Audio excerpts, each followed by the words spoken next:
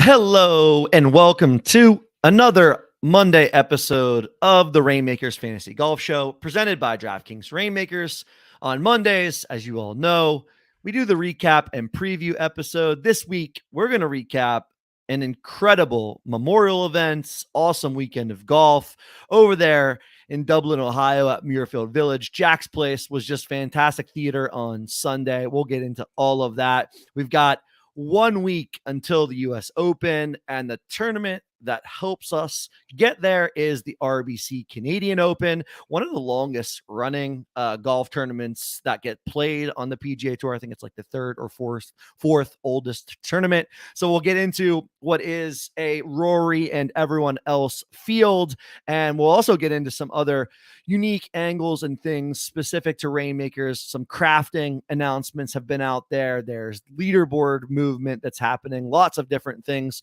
that are coming at us ahead of the US Open. But first, let's recap what was an awesome Memorial. Ends in a playoff. Viktor Hovland, who's been knocking on the door, gets a win over Denny McCarthy in a playoff.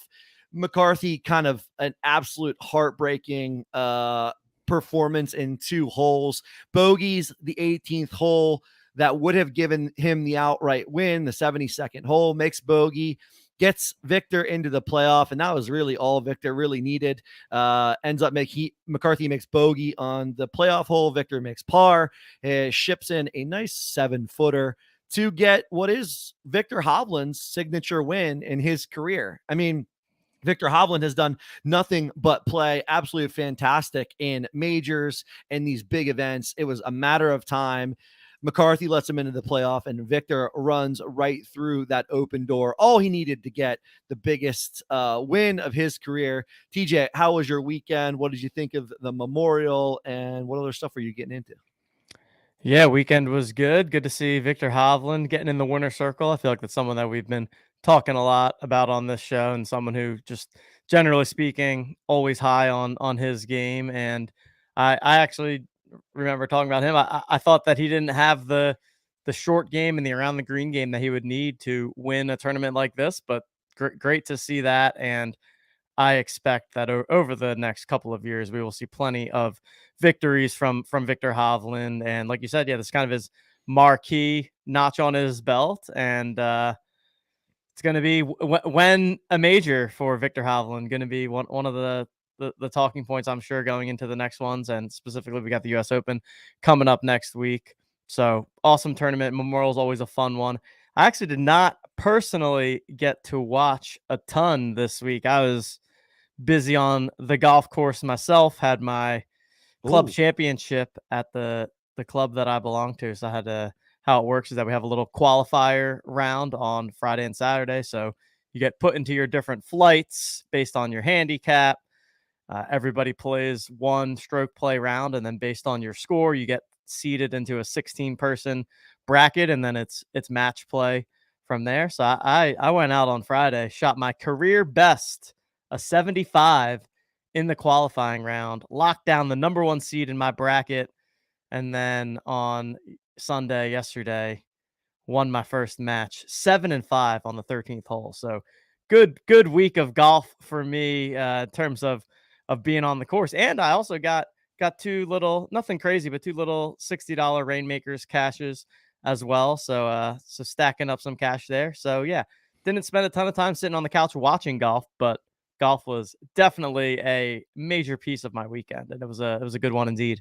Wow, out there touching grass, shooting career lows, bullying people in match play, 7-5. Wow, that is a statement there from the number 1 seed. Tough scene, and it was a guy. He played with me on Friday in like the qualifier too, so he saw me back-to-back days just torching him. Probably thinks I'm a sandbagger.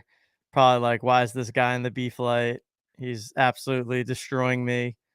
But hey, no mercy out there on the golf course. So now we're down to the Elite 8, couple more matches to win, and on the journey to try and be a club championship, which would be pretty cool.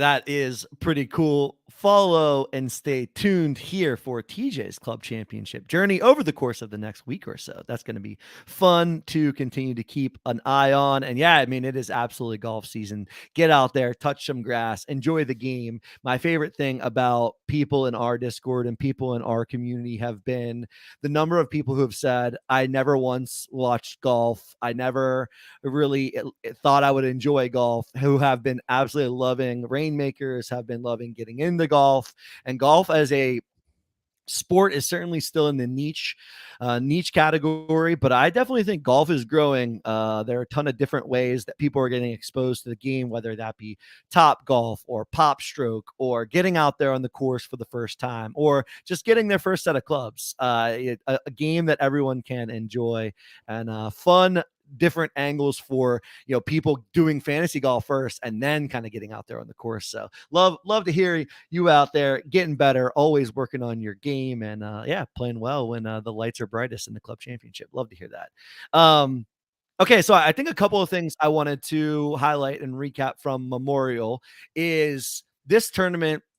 Number one, and I saw there was a lot of back and forth in our Discord over the weekend about this. I mean, this tournament and this course played so damn hard. And it was a tale of two rounds essentially on Thursday and Friday, with the AM wave playing at least 3 shots, if not closer to 4 shots, easier than the PM wave on both Thursday and Friday. So typically, you get 1 AM round, 1 PM round in the first 2 rounds. But man, if you were kind of like in the afternoon or late morning and then early afternoon, you definitely felt like the course was pretty hard both days, significantly harder in the PM. And I think the reason for that was the wind definitely picked up a little bit in the afternoon, but also the greens just start getting hard. The morning dew comes off of them. They're not as soft. You can't just kind of like airmail balls into the green. It's hard to hold. So, I think that was interesting. And then, the other thing about the weekend was it was very similar to US Open in that the scores came back to us this weekend.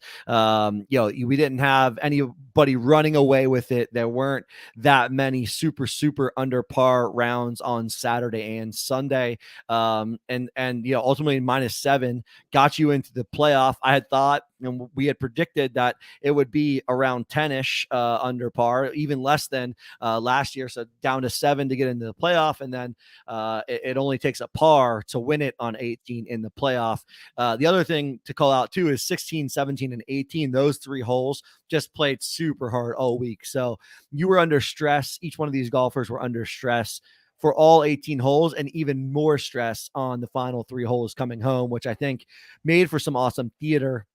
Like I said, on Sunday, where McCarthy has the lead by 1, hits not the greatest drive, ends up making bogey, missed what was like a 15-footer or 20-footer maybe to save his par, and then ultimately lets Viktor into the playoff, and a par wins the playoff. So I think it is a course that we're going to continue to see. Muirfield Village, it will always host the Memorial. As far as the recent future it will be at Muirfield Village, but I definitely think it's a course that is set up for this sort of US Open style preview, and it can give golfers a ton of fits. So I don't know. I tend to like these kind of tournaments better than Birdie Fest, but I saw a good number of people that were like, man, this is so frustrating having, double bogey lurking at pretty much around every corner. So I definitely get it. It's a different kind of sweat.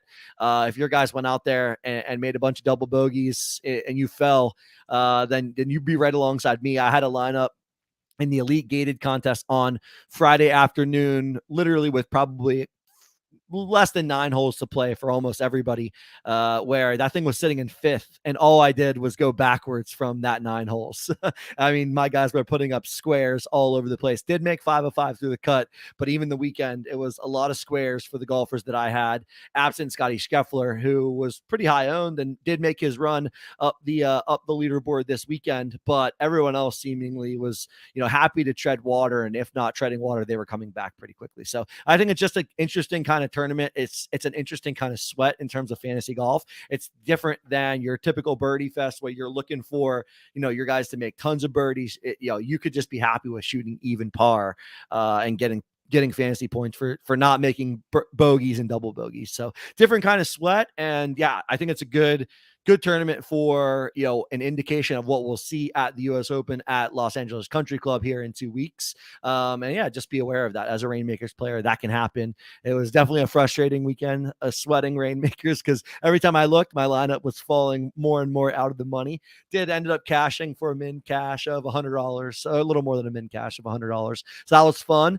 But yeah, those kind of sweats are always going to be interesting and fun. And every bogey, every double bogey, every birdie matters in terms of what can happen on the leaderboard at the top, especially when you have a guy like Denny McCarthy, relatively low owned compared to Viktor Hovland. When Viktor gets back in the playoff and then wins, that's going to change a lot in terms of how the money gets dispersed from a Rainmaker standpoint. So a couple of those things caught my eye. And then golf, I think the story continues to be Scotty Scheffler and his putter.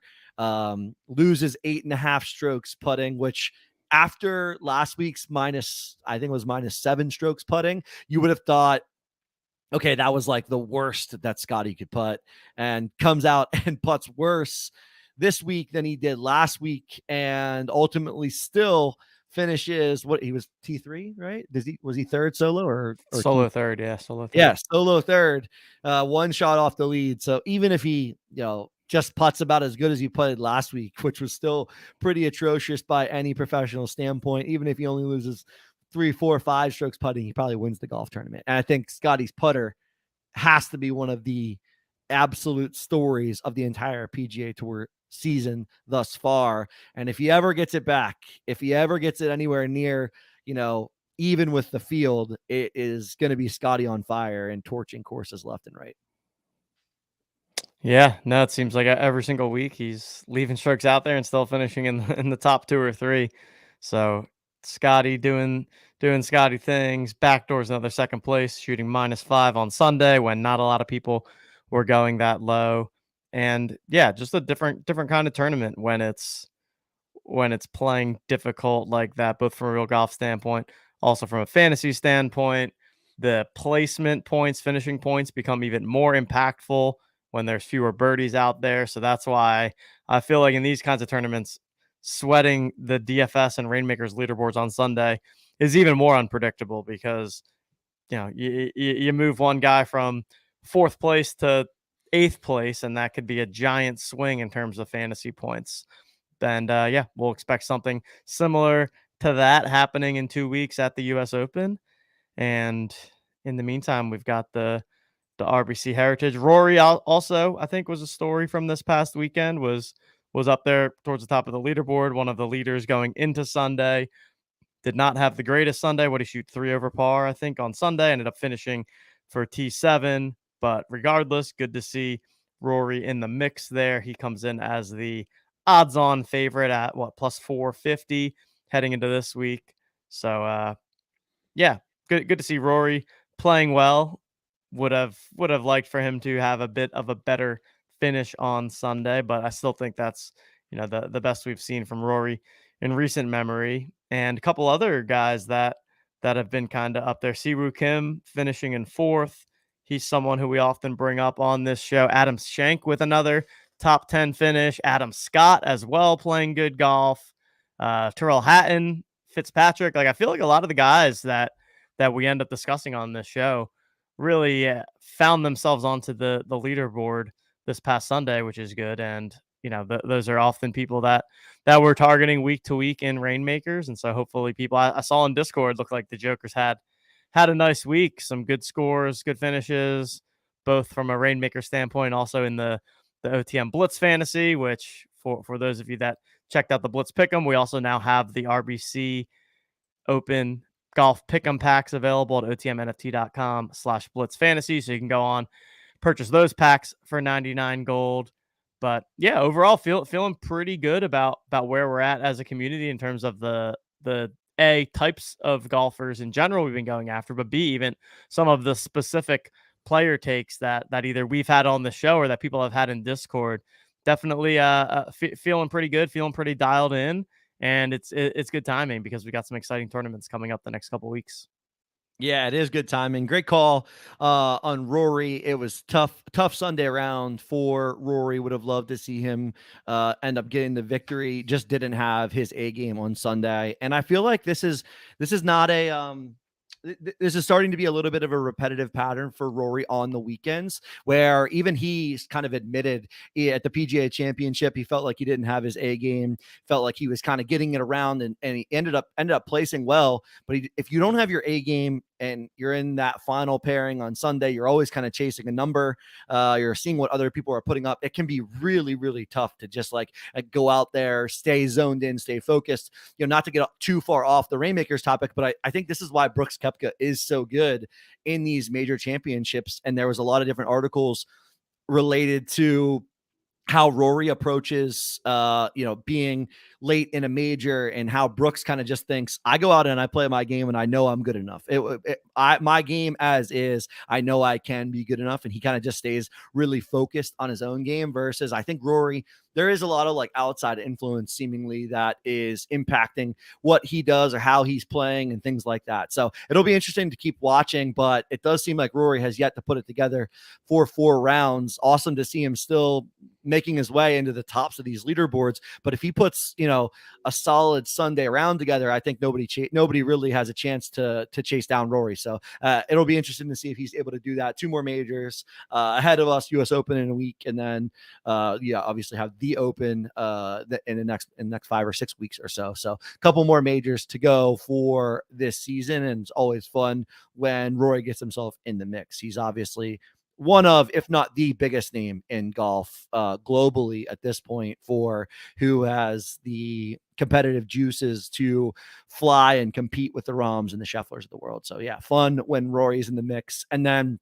yeah, a couple, you nailed a couple of guys. I wanted to call out Adam Scott. I still think, said this last show on Monday, I still think Adam Scott just not getting enough credit for how well he's played this year. He hasn't even been close to missing a cut in 7 tournaments. He he had a really, really bad Friday back 9 where he was +5 on Friday on the back 9. He made 1 birdie and had 2 doubles and 3 bogeys. So he's 6 over, 6 bogey, ultimately 6, 2 double bogeys, 4 bogeys, and then 1 birdie. If he has, even a mediocre back 9 where he's only 2 over, he's only a couple shots off the lead on the weekend, and kind of changed his entire game for that entire stretch there. So I think Adam's going to keep playing good golf at these courses that require all the shots. And I feel really comfortable with Adam Scott's putting right now, which I think is kind of always a question. But in general, I think he's rolling it pretty well. The numbers don't always say that he's rolling it that well, but when he's rolling it average, I think that's pretty good for someone like Adam Scott. So it's fun to see guys that we keep calling out on these shows ultimately doing pretty well. And shout out to the Discord. When Hovland seems to be in the mix, and Hovland's kind of been up on top of the leaderboard for several of these big events now, it seems like our community does really well. So a lot of big Hovland fans. Shout out Vic for playing well over the course of the last month and a half, 2-month stretch at this point. So what else? Anything else to cover? Anything else came to mind memorial wise before we jump into the Canadian Open, Teach? Nothing else on the memorial for me. Fun tournament. Looking forward to the RBC, which I think should be a good one as well. Got a pretty decent field here as a little final warm up before we get to the US Open the following week. Yeah, and shout out today. Today is for anyone just kind of casually observing golf content. Today is the longest Monday in golf, or what people call the longest Monday in golf. It's the final US Open qualifying rounds. So they'll play 36. Everybody I think there's 7 or 8 locations across the US. They'll play 36 holes today, 2 loops, and different locations have a set number of spots for who gets into the US Open. So there's a lot of tour players out there trying to qualify into the US Open. There's also, a lot of random walks of life out there trying to qualify as well. I saw there's a 14-year-old kid at one of the events out there trying to qualify with the likes of like a Patrick Rogers. These people who have been on tour forever or Ryder Cup captain Zach Johnson is trying to qualify. So it does make for some incredible stories in golf today. Always love watching US Open qualifying golf. The most popular event, the most popular base is in Columbus. Actually, everybody kind of from the Memorial ends up playing the Ohio qualifier. There'll be 11 spots up for grabs. I think there's some crazy stats about number of PGA Tour wins. I think it's 25 plus PGA Tour wins. It's tens of thousands of starts, and it's like $600 million in career PGA Tour earnings that are in this US Open qualifying field. So just an absolutely insane field to get into the US Open. But I think that's kind of one of the funnest parts of the US Open is that it's open to anybody. If you qualify and get in, you get to tee it up in a major. So interesting angle for golf. But yeah, speaking of national opens, let's get into the RBC, the Canadian Open. Rory won this event last year. He's back to defend his title, which I think is probably a big reason why Rory's playing in this event, playing, back-to-back weeks heading into US Open. Hasn't had a ton of a break, so maybe you find something out there. He's one of the last 2 times they've had it too, right? Oh, that's right. You're right. He won You're right. 2022 and 2019. You're right. He's double defending, so has a chance. Yeah. I think there's 3 or 4 chances for three-peats on the tour this year. This is one of the chances for three-peats. So going for a three-peat. And yeah, I think the field after Rory is quite a good one. Sam Burns has been playing great for a while now. Cam Young, who on the opposite side of the spectrum kind of had his game early. Now his game sort of is gone. He hasn't played as well as I think he's wanted to. So someone who's trying to get back. Matty Fitzpatrick a little bit in that Cam Young camp, wanting to get a little bit better, but comes off a nice round, a nice tournament at Memorial. Corey Connors, Fleetwood, Lowry, and then Thigala kind of round out the top guys at the board. And that's all the way down to, plus 3,000 in odds. But I think it's a fun field of guys who either have some of their good stuff going ahead of the US Open or who want to play one more event to say, hey, I want a final tune up before we head into the US Open. So the range and outcomes of FedEx Cup rankings here, Sam Burns is the top of the list. He's 12th. And then the last guy in FedEx Cup ranking that's ranked in this field is Vince Whaley at 230. And there's probably, there's probably 25 plus golfers that aren't even ranked in the FedEx Cup rankings this year. So it's a wide array of characters in the field this week. Lots of ways to go for DraftKings Reignmakers contests, but a lot of guys at the top that if you start pairing these guys together, you're going to have a nice edge on the field no matter which contest you're entering this week. Yeah, so just to give everyone a feel for what we're looking at in terms of Reignmakers players and the odds, you've got, like Cupe said, Rory McIlroy at the top at plus 450. You then have Hatton at 12-1, Burns, Cameron Young, and Matt Fitzpatrick all at 14-1. Corey Connors, fellow Canadian in the Canadian Open, 18-1. Fleetwood and Lowry, 20-1. And then, you got Thigala, 30-1. Keith Mitchell at 35. Adam Hadwin and Matt Kuchar at 40-1. And that's all of the people that are shorter than 50-1. So that's kind of the top chunk of the field. And even, I'd say after the Fleetwood Lowry tier, like you said, there's a substantial drop off there. But even the bottom, middle bottom of the field, it's certainly not great, but it's not awful. And so in general, I think that player pools will be a little bit more limited from a Reignmakers standpoint this week, just in terms of the players that people will have available to them in their collections to deploy into their lineups. But yeah, fun field. I think there's some good stuff to like at the top. Of course, Rory is the clear play, not just because it's Rory, but as we already said, 2-time defending champion, coming off of a good week this past week. So definitely, if you have any Rory cards, as I do, I'll be locking him into my captain spot for sure. That kind of feels like a no-brainer. And then a couple of those guys that we mentioned, I feel like are people that we're typically on. Hatton has been someone I've been on quite a bit this season. Corey Connors, always interested in him. And then one of the people that was really standing out to me that you had talked about last week is Shane Lowry, who the last 2 tournaments, T12 at the PGA Championship, T16 at the Memorial, So in some pretty good form here and has some good course history at the RBC. The last 3 times he's played, he says a T10, a T2, and a T12. So 3 straight showings where Lowry has performed at the RBC, and definitely someone that stood out to me when I was kind of first looking at the bottom middle half of this top group. Yeah, I like it. I've been taking the Canadian angle this week. Would be really cool to see Corey Connors get another win at a different course. He's won Valero twice. It would be awesome to see him take down Canadian Open. Last year finished 6th. He has missed the cut the previous 2 years. Another guy that, I seemingly might be in this be in a hole here where I've liked this guy for a while. He's in my collection. I feel like I've got this like affinity for him, and maybe I just am overplaying him.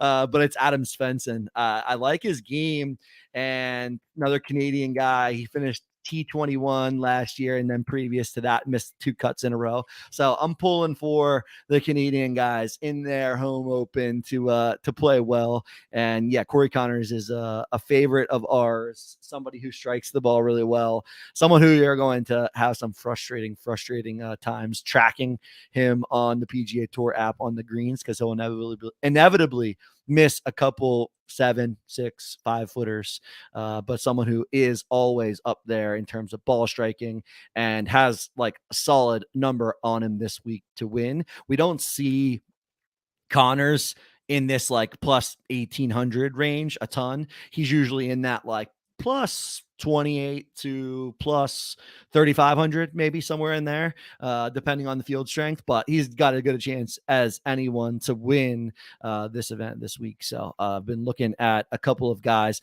like that. I haven't dove into the course all that much just yet, because and I've talked about this on Wednesday shows, I've been trying to get away from relying on course history a bunch. Have done it to my detriment this season, where I've relied on history to make some final lineup calls and things like that, and it hasn't really gone my way. So getting a little bit of a different process, letting the statistics kind of drive a bit more of my process than the course history for this week. But interested in your process, Tej. How do you start thinking about guys that you like, and where are you making like tough decisions in terms of ties and captains? Who you go with in your lineup?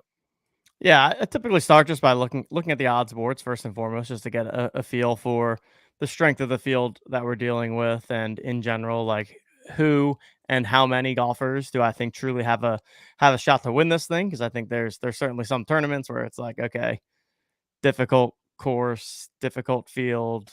These small group is likely to take it down. I think this is definitely one of those weeks where we have that upper echelon tier that we just talked about, and then from there, I usually go with just the underlying stats, and then also some recent form stuff. So I use Fantasy National, check out their strokes gained stats, typically looking for people that are gaining strokes tee to green, off the tee, on approach. We talk about how the putter can be the kind of least predictable aspect of golf. So I'm usually most lenient with people that struggle with the putter, just because on any given week they can get hot there. And so when looking at the stats, Tommy Fleetwood, who is also someone we've been discussing, I mean, he definitely pops from a statistics standpoint. He is 4th in this field in strokes gained total, including 3rd tee to green, and he's in the top 20 in every single stat outside of off the tee. So Fleetwood, just from a kind of recent form and underlying statistics standpoint, he is looking good. Ben On was also catching my name early, but he withdrew, I believe.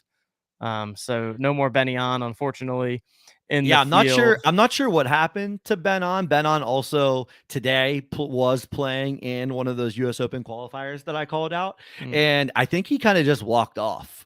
So I'm not sure. This is like one of those things where, if you're not playing your best, you don't really need to play 18 holes. You're not going to get a spot unless you're really at the top of the field. But usually, we've been getting some reporting like, oh, he withdrew and is going somewhere. And I think a lot of people, it was actually very early this morning that he withdrew.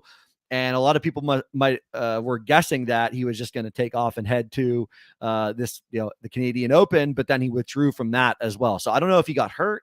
I'm not sure exactly what happened with Benon, but yeah, it'll be interesting to follow. And I thought I had saw that Adam Schenk. There's like 3 guys that qualified for the Open. So I don't know. Benyon might have been one of those 3 guys. And I think Adam Schenk and 2 other guys. I'll have to find where the tweet was there. But, when you're trying to get into these events, that kind of changes your schedule whenever you get into, something like the Open. He's obviously going to relook at what his schedule might have been and, trying to get out of the qualifier, get out of this field so that he reshuffles, what the rest of his schedule looks like. I think that's like an underrated thing that, I haven't really always understood, but like these guys are trying to put together a schedule of events that they can get into, that they will get into. And then, you get into an event like the Open or one of these elevated events, and that kind of just throws everything out of whack. So I can imagine it might've been something like that for Benon if he wasn't hurt or, just trying to optimize for whatever his schedule is. But yeah, withdrawals from this week. So he will not be in the field. Yep. Yeah. And just looking at some marketplace volume as well. Talked about Shane Lowry, but he's been popping in terms of 24-hour volumes in the rare tier. So people definitely adding on to him ahead of this week. I see Tommy Fleetwood up there as well, Adam Hadwin. So definitely some of the people that are, towards the top of this field, seeing some movement there. And I'm mostly going to be sticking to the, people that are say 60-1 and shorter and kind of like 8,000 and above priced in DraftKings DFS. So in terms of like some of the cheaper guys on that board, Joseph Bramlett, someone who we have talked about quite a bit on this show, coming off a T16 at the Memorial last week, really overall just striking the ball well, consistently gaining strokes, tee to green, reasonable on and around the greens, nothing crazy, but hasn't been killing himself on the greens lately, although over the last 50 rounds, he does rank near the bottom of the field in strokes gained putting. But I think Bramlett is someone to look at on the cheaper end. I agree with your Svensson take, like him too. And then Adam Hadwin, the Canadian, another guy that's kind of further down the board. So that's kind of the range that I'm targeting and looking to pair them with a Rory and a Hatton, or a Rory and a Fleetwood, Shane Lowry kind of deal. But we'll of course see some ownership from those guys in Reignmakers, just A, due to the nature that they're at the top of the board, but B, like we talked about earlier, when we get into some of the weaker fields, people just don't have as many players available to them. And so we'll kind of see the consolidation of the specific combos of these players together in the same lineup. So that's something to be wary of too, is not just full on jamming the entire top of the leaderboard together. You might want to pick 1 or 2 spots to get a little bit different with someone like a Bramlett, or Keith Mitchell is someone that I always kind of have a soft spot for, even though he hasn't been playing too great lately. I always kind of look his direction. That's really the high level strategy I'm going to be taking heading into this week. Yeah, I definitely want to hit on that really quickly, because I think what stands out to me in these kind of events is, and I'm continuing to kind of think about DraftKings Reignmakers and the pricing that is out there that is available. You look at a guy like Keith Mitchell, he was literally my exact target. The odds fall from plus 3,000 to plus 3,500. And you can see all of this data on our site, otmnft.com. If you come to the Reignmakers portion and click players, this gives you the nicest layout, in my opinion, that in one fell swoop or scroll through, you can kind of see where things might be a little bit off. And you can come down to Keith Mitchell and pretty quickly see that the rare tier drops off from what would be, what is it, $29 at Shane Lowry down to $16 for Keith Mitchell, for not that big of an odds drop off. So when you start thinking and start seeing that, what it makes me think is there will be a ton of lineups that have McIlroy, Hatton, Burns, Young, Fitzpatrick, and those guys are going to be jammed into a lot of teams. One, people have these lineups.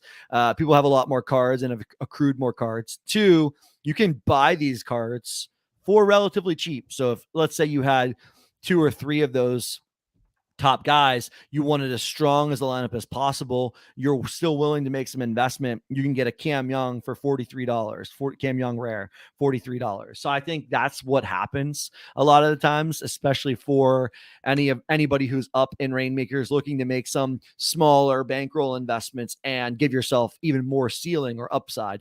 So I definitely think you want to get different at least one of your 5 golfer spots. So your fifth of fifth spot should definitely be different, if not looking to get a little bit different from even that 4th spot. And by different, TJ said it best. I don't think you have to go crazy down the board, but I would get out of the first, 7 or 8 guys that are on the board. And I would get off of like Fleetwood. To me, is going to be really popular. I assume somebody like Connors will be really popular, just given the Canadian Open. He'll be someone that every piece of content that is out there, I'm sure Connors will be mentioned in. So I think you want to get down into that 7,000, even close to that 8,000 range. Somebody like Aaron Rai, guys that you can feel confident in, or you've seen and felt confident in. You heard me talk about Aaron Rai. You heard me talk about Dylan Wu, some of the other guys like that. So I like Joseph Bramlett a lot. It seems like at quick glance, this is the kind of course that you don't need driving accuracy, but driving distance is certainly going to help you out. Courses like that, Bramlett is always going to be in play. One of the longest drivers of the golf ball, should have a ton of short irons in. Like TJ said, it will matter on how Bramlett rolls the rock to determine if he's able to make the cut and then run up the leaderboard. But he has been playing a little bit better, in my opinion, over the course of the last couple of outings. So yeah, I think trying to take a look at pricing, thinking about pricing for Reignmakers is really important, not only for purchases, but just for how lineups are going to get constructed. And if somebody's going to go out, make some buys, and then be able to field a really strong rare lineup or a really strong elite lineup, bolstered by a couple of rare purchases, which I think are easily in play this week. It is a premium event. So we had a deluxe event last week for the Memorial. It's a premium event, which means that it's $275,000 in prizing that goes out, $75,000 to core and rare, and $200,000 to elite through Reignmaker.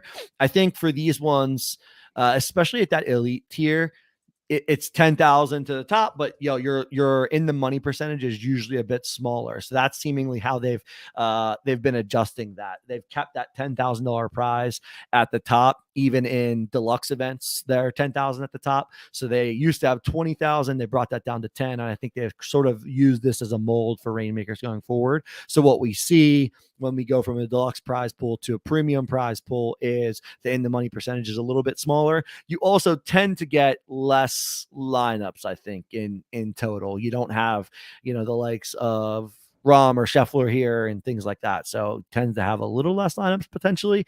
And there is this question that has been looming in our Discord, and I haven't really figured out a way to do an analysis exactly on this, but people talk about dead lineups. So how many lineups are just, plus 10,000 odds and more guys bunched together as, 4 or 5 golfers like that.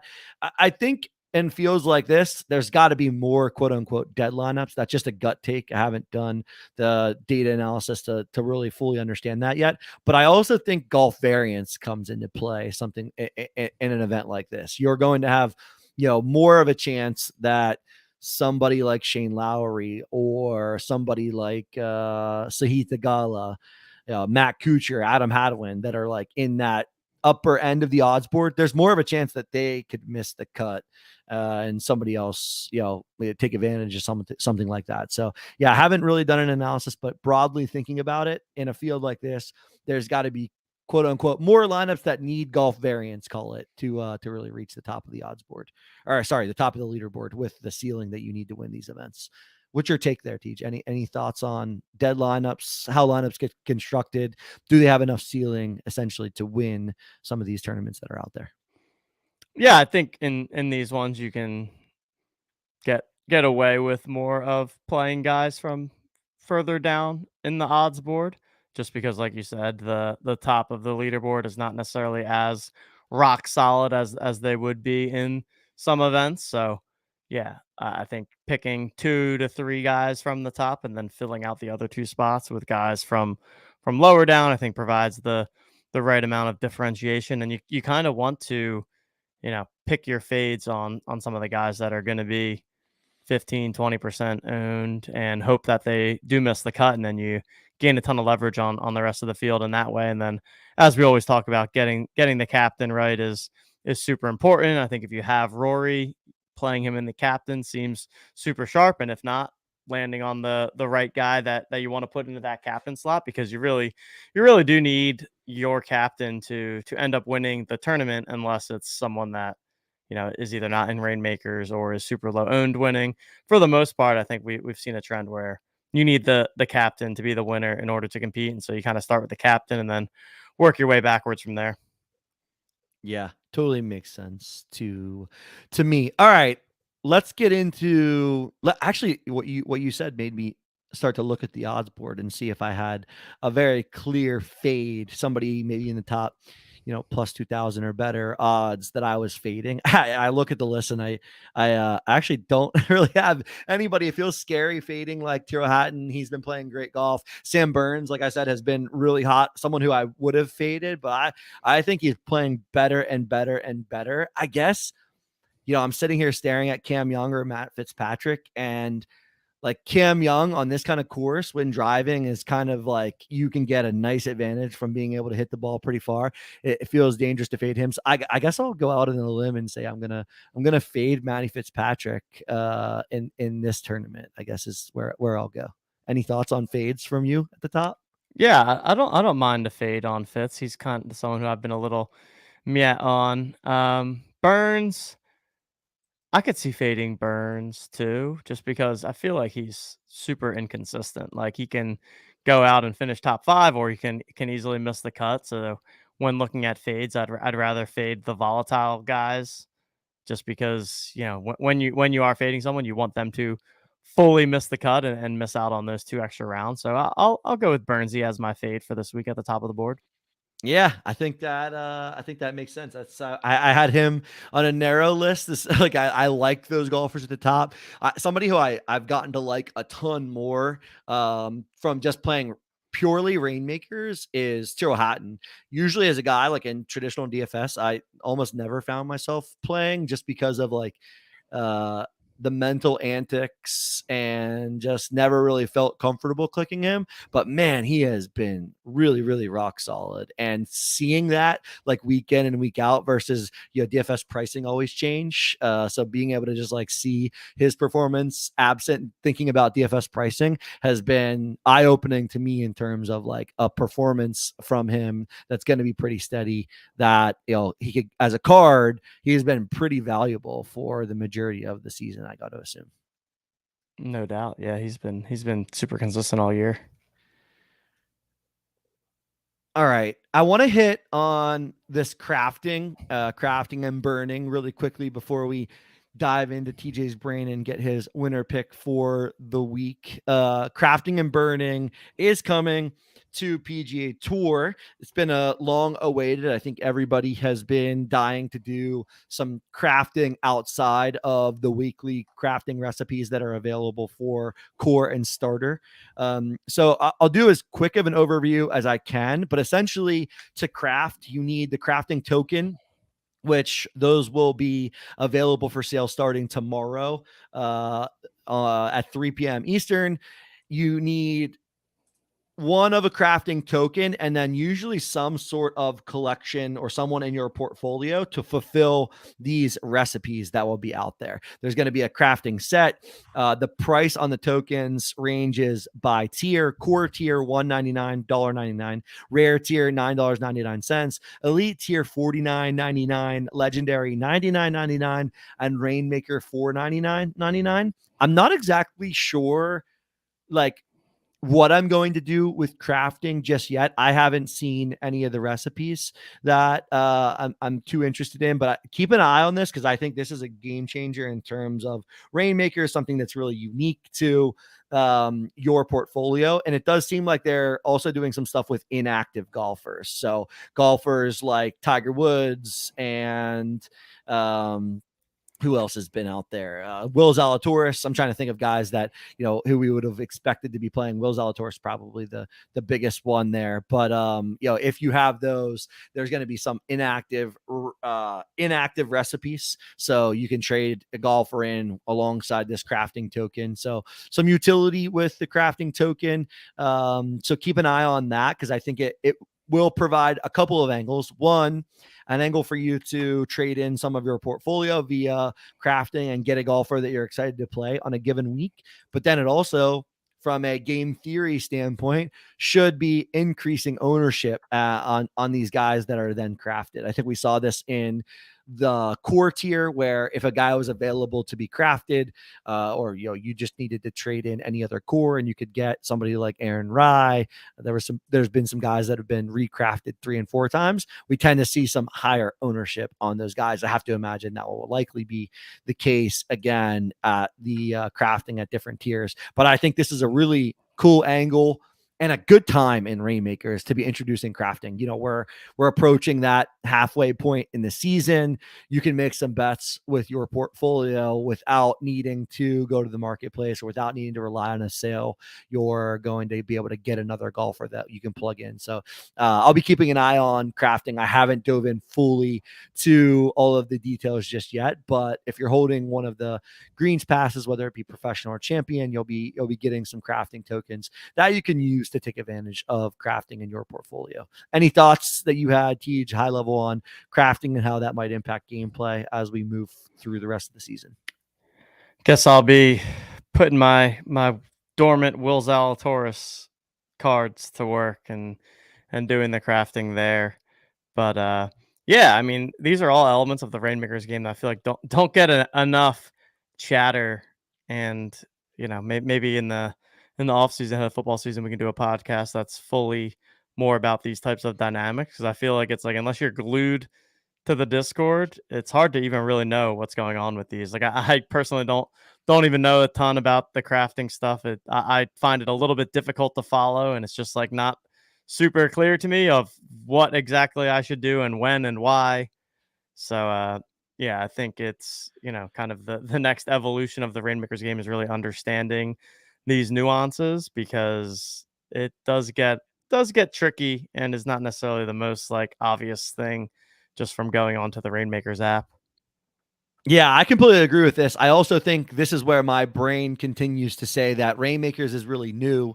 And in these really new kind of games, there are edges to be had. There are things that you can take advantage of, paying attention to different things, being on top of it. So doing everything I can to try to be on top of it, deliver you all some good insights and information. I'll have some more details on crafting on Wednesday. Going to plan to get into it on Tuesday, obviously, when the crafting tokens are up for sale. I know there's also going to be, I think, the Discord gated contest. Shout out our Discord community, continuing to keep everyone in the loop when those are out there. I believe if you head over to the DraftKings Marketplace Discord and you go to the announcements channel, there's a Discord contest that you can sign up for. I know that was pretty juicy in terms of expected value the last time they had one of these. So head on over there, get that done if you haven't. And yeah, back on Wednesday for a bit more details on crafting, and maybe we get our first recipe or two in the rare and elite and above tiers for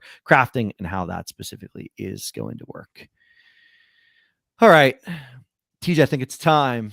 We've come to the point in the show where we need to know who you're thinking wins this golf tournament. He went with his Mr. Faithful John Rahm last week. Didn't end up getting the job done, but still pretty solid performance out of Rahm. What did Rahm finish last week? I can't even really remember. Like 15th or something like that.